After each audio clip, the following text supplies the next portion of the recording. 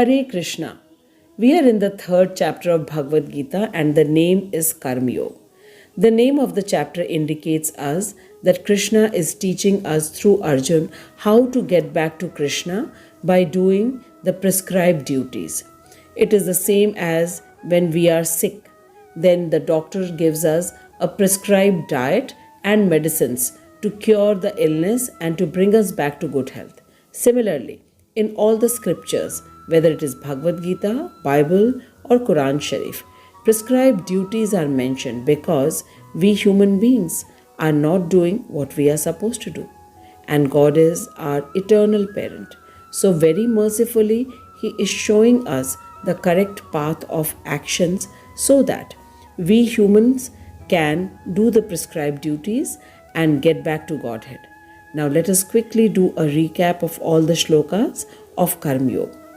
We all remember that Arjun was not willing to discharge his prescribed duties and was urging Krishna to give him the path of knowledge or bhakti, as Arjun was somehow wanting to avoid doing his prescribed duties, which is fighting with his enemies. As Arjun was a Kshatriya, Krishna very well understood that why Arjun is shying away from fighting and wanting to take up the path of knowledge or devotion, which we popularly know as Gyan or Bhakti Marg. Since Arjun is not free from family attachments, so Krishna tells him to do his karma according to the scriptures so that his heart gets purified eventually. Karmanyavadhikaraste.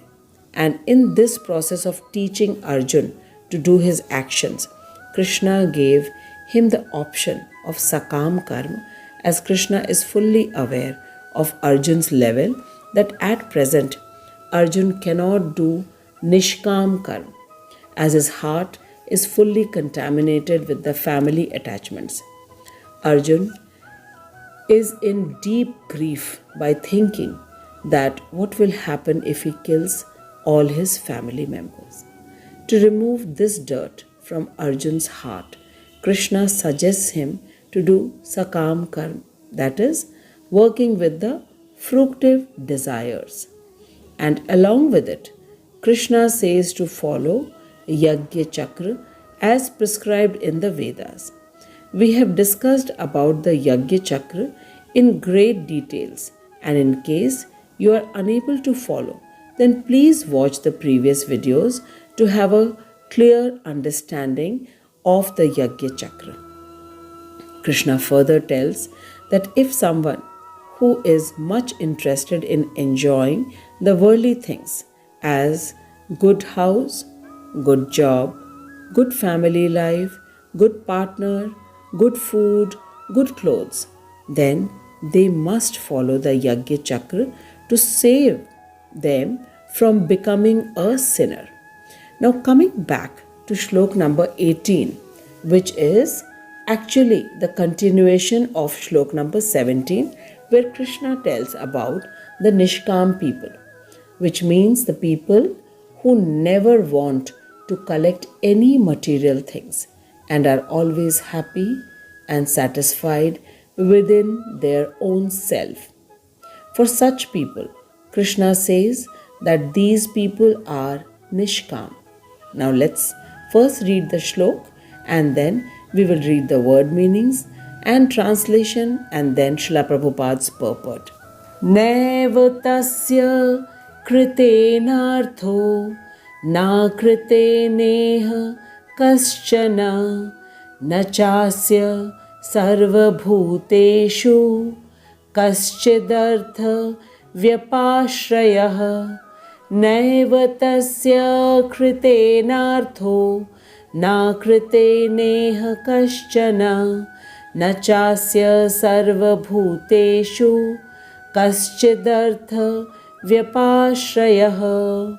Word meanings: na, never; eva, certainly; tasya, his; kritena, by discharge of duty; artha, purpose; na, nor; akritena, without discharge of duty; Iha, in this world, kaschana, whatever, na, never, cha, and, asya, of him, sarva bhuteshu, in all living beings, kaschit, any, arth, purpose, vyapashrayah, taking shelter of.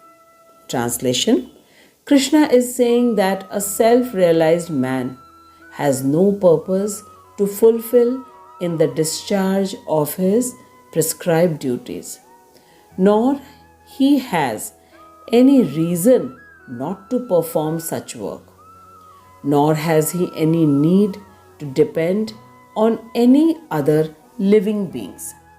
Now let us understand the shloka from the purport of Srila Prabhupada. Srila Prabhupada ki jai, Anant Koti Vaishnavon ki jai. Srila Prabhupada says that this is a very important shlok, and we will come to know the real meaning of self-realization. All the Vedic scriptures are meant to teach us that we are eternal servant of Krishna. Jiver Swarup hoy, Krishner Nitya Das, and one who knows it properly is known as a self-realized person. It's the same as the finger knows that it is the part of the whole body and is meant to serve the whole body. But instead, if the finger wants to separate from the main body and enjoy independently, then it is not possible. The finger will get decayed once it is separated from the main body. And if one thinks that by getting separated from Krishna we will be happy, that means this person is in illusion. So Srila Prabhupada says that when a person who doesn't think himself to be either Indian or American or a man or woman or rich or poor and just knows that he is only a servant of Krishna, then this person is truly self-realized. And for such a person, Krishna says that he is Atmaram, and he is constantly happy and contented and satisfied within himself, as he knows that he is not the body but he is the soul and is the part and parcel of the Supreme Spirit Soul who is seated in his heart as Paramatma. Such a self-realized person never gets attracted by any worldly things, as he knows that these worldly things can never give him permanent happiness. And for such a self-realized person, there is no prescribed duties. In the previous shlok, it has been said that prescribed duties are only for the people who want to enjoy this material world. For them, Yajna Chakra is compulsory. But here in this shlok, Krishna very clearly is announcing that a self-realized person who is not bound by any prescribed duty, as he is completely indifferent to all the attractions of this material world and is always absorbed in the thoughts of Krishna and does everything only and only for the happiness of Krishna. And Krishna says that for such person there is no obligatory duty. This person is not dependent on any demigod or any influential person to fulfill his requirements, or he doesn't even take the shelter of any other person other than Krishna in any critical situation. So, for such a person, Srila Prabhupada says that no compulsory duty such as performing the Yajna Chakra is compulsory. But still, the self-realized person may do the worldly work just to set an example in front of the common people so that the Krishna devotees are not misunderstood to be inactive people. We have our dearest Srila Prabhupada, and he is the most befitting example of a self-realized person. Srila Prabhupada was living happily, blissfully in Radha Damodar temple in Vrindavan. Anyone can well imagine what Srila Prabhupada must be experiencing staying in Vrindavan and doing Harinam Sankirtan. But Srila Prabhupada left his blissful life in Vrindavan to carry out the mission of his Guru Maharaj to spread the Krishna consciousness through Harinam Sankirtan, Bhagavad Gita, Bhagwatam and Chaitanya Charitamrita. To realize the dreams of Bhakti Siddhant Saraswati Thakur, Srila Prabhupada spent days and nights translating word by word and then writing his purports on 700 shlokas of Bhagavad Gita, 18,000 shlokas of Bhagwatam and then Chaitanya Charitamrita also. And in addition to it, there are more than 80 books which Srila Prabhupada has written.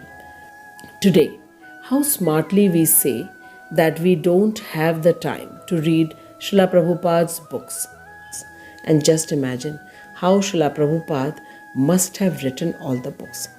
These books are the greatest treasure in our life, which we have got only from Srila Prabhupada.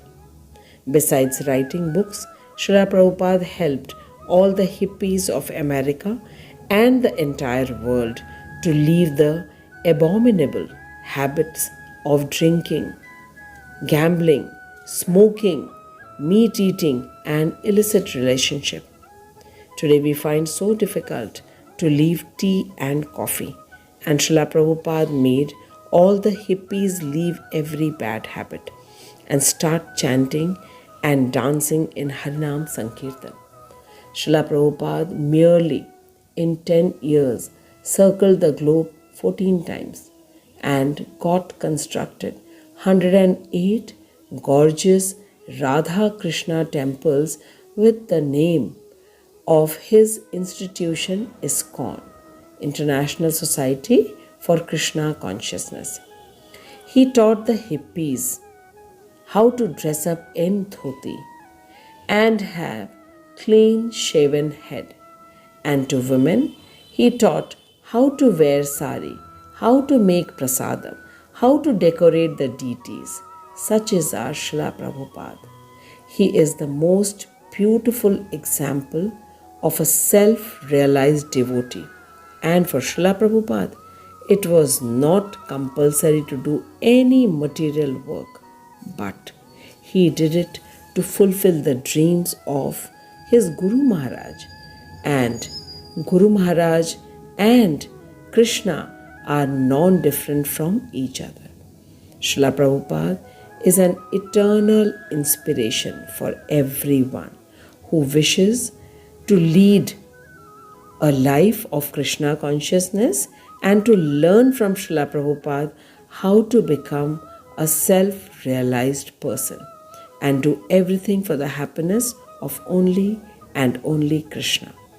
And Krishna has openly announced in Shloka number 18 of Karm Yoga that the people who are self-realized, no work is compulsory for them as compared to the people who do every work for fulfilling their bodily requirements and pleasures. For them, the cycle of sacrifice is compulsory. And for the people who are self-realized, no work is obligatory for them. Krishna has freed the self-realized persons from all the material responsibilities. They do their work for the happiness of only and only Krishna and not for their happiness. Srila Prabhupada says that a self-realized man is no longer obliged to perform any prescribed duties except the activities in Krishna consciousness. A Krishna conscious man does not take the shelter of any person or any demigod. Whatever he does in Krishna consciousness, it is sufficient in the discharge of his obligatory duties. And Srila Prabhupada says that Krishna consciousness is not inactivity, which will be explained in the following verses. Now, in the end of the shlok, let us just answer few questions to feel confident that we have properly understood the shloka. Question number 1. What is akarm and vikarm? Question number 2. What is the difference between sakaam and nishkaam karm? And lastly, Krishna has freed whom from all the obligatory duties?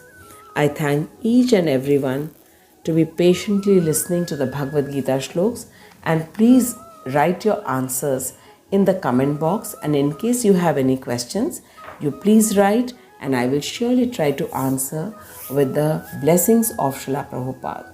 Hare Krishna, Jai Srila Prabhupada, Anant Koti Vaishnavon ki Jai. Hare Krishna. Hare Krishna, Krishna Krishna, Hare Hare, Hare Rama, Rama Rama, Hare Hare. Hare Krishna, Krishna Krishna, Hare Hare, Hare